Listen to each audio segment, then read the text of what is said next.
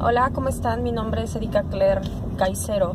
Muchas gracias por acompañarme y por suscribirse al canal. Estoy haciendo esta transmisión para darle seguimiento a aquella sobre los experimentos clásicos, estos dos experimentos clásicos y controversiales dentro de la historia de la psicología. El experimento de Milgram sobre la obediencia y el experimento de Zimbardo sobre la vida en una cárcel. Y en este video no voy a hablar sobre los problemas éticos que están alrededor de estos dos experimentos. Me voy a concentrar más bien en los problemas metodológicos o de validez en los resultados que tiene el experimento de Philip Zimbardo sobre la cárcel de Stanford.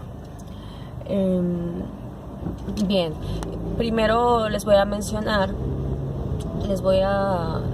cuáles son esos principios éticos que podrían haber sido violados o que parecen haber sido violados. La información en el caso del experimento de Milgram, nada más para mencionar un antecedente, la principal crítica que recibió fue sobre el hecho de que no le avisó a los participantes sobre los hizo caer en una situación engañosa. Entonces el estrés psicológico que se les generó y probablemente físico, como por ejemplo pues quienes pudieran tener algún problema en su frecuencia cardíaca y bueno, el hacerles pensar que estaban dañando a alguien cuando en realidad no estaban más que participando en una simulación. Pero bien, los otros principios éticos que se violaron en el experimento de Philip Zimbardo tienen que ver con no detener el experimento en el momento en el que estaban recibiendo tortura de categoría psicológica o aun cuando no hubo una solicitud explícita, según Zimbardo, de que querían abandonar el experimento, los participantes no se les permitió que lo hicieran.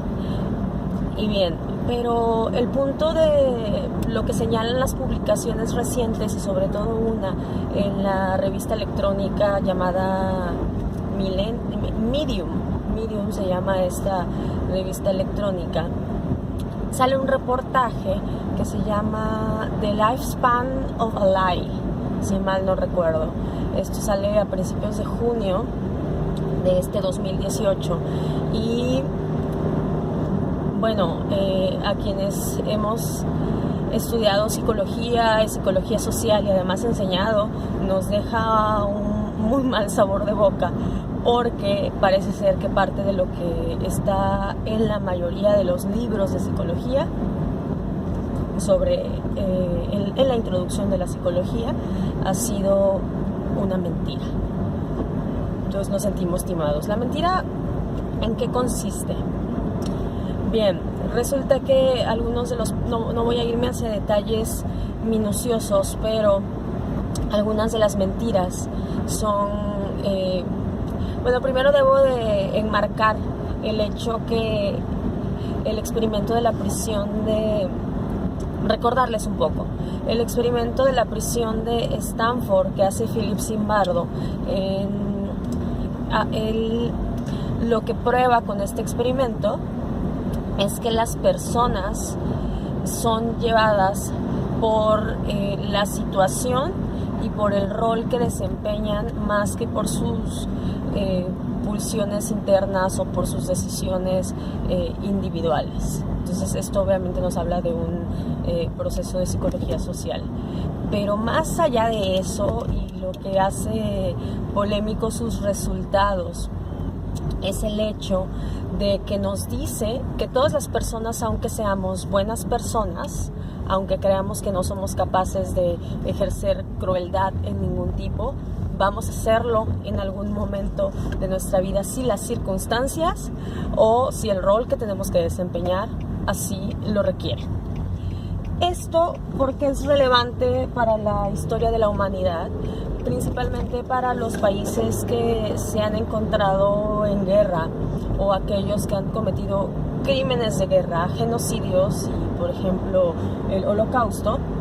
Permite explicar el comportamiento brutal, el comportamiento cruel de quienes pues se encuentran en esta posición de dañar a los otros. Hay sociólogos, hay historiadores que han señalado incluso que este experimento se volvió muy popular en gran medida porque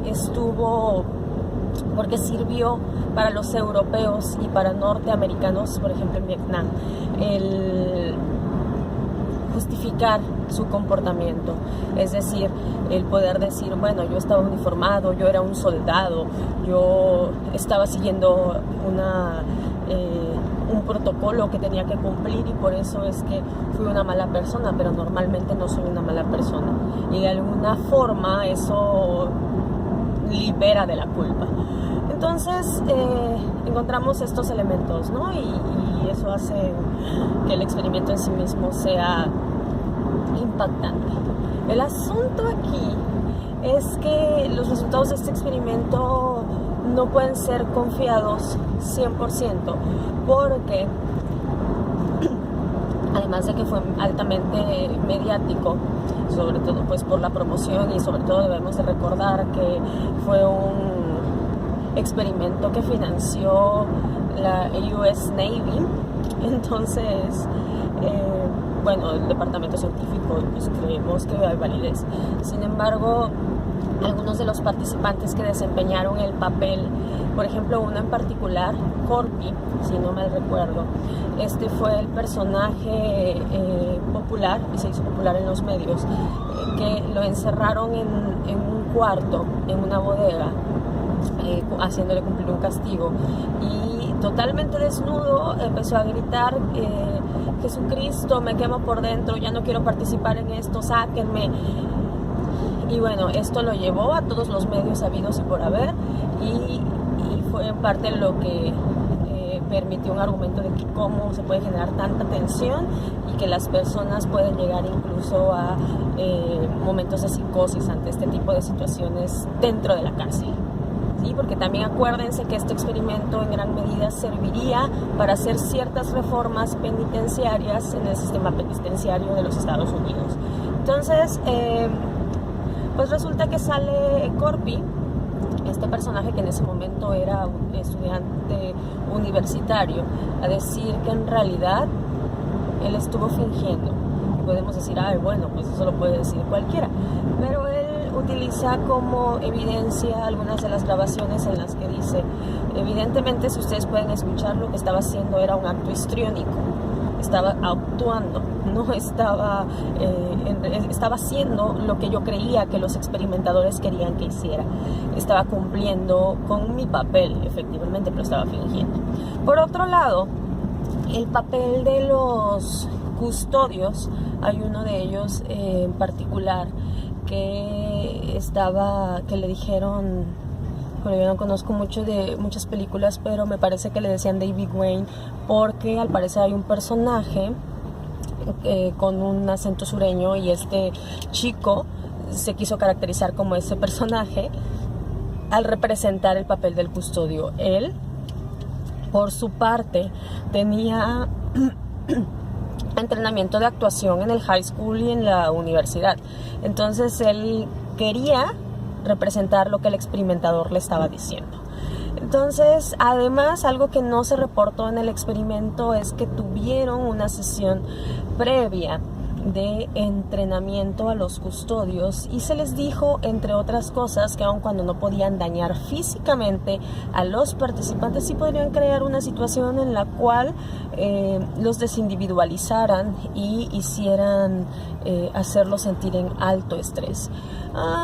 Entonces, y bueno, también otra cosa que los custodios veían cuando se encontraban con el staff del experimento, que a la vez representaban a los superintendentes, al personal directriz de esta supuesta cárcel, se reunían constantemente o los veían, era rasgos de aprobación.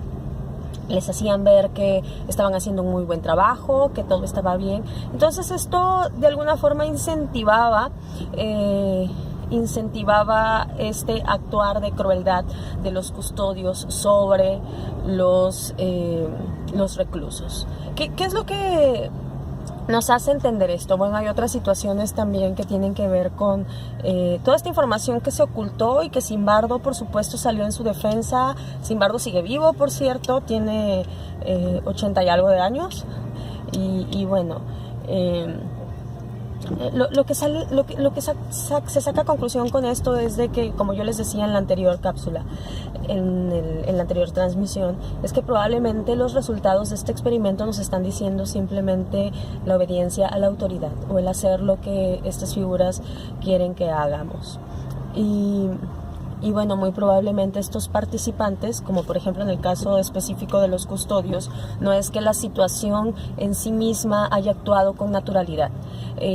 Por si no recuerdan y por si no lo dije, el experimento estaba contemplado para 2 semanas, pero al 6º día se paró el experimento por las situaciones que se estaban generando.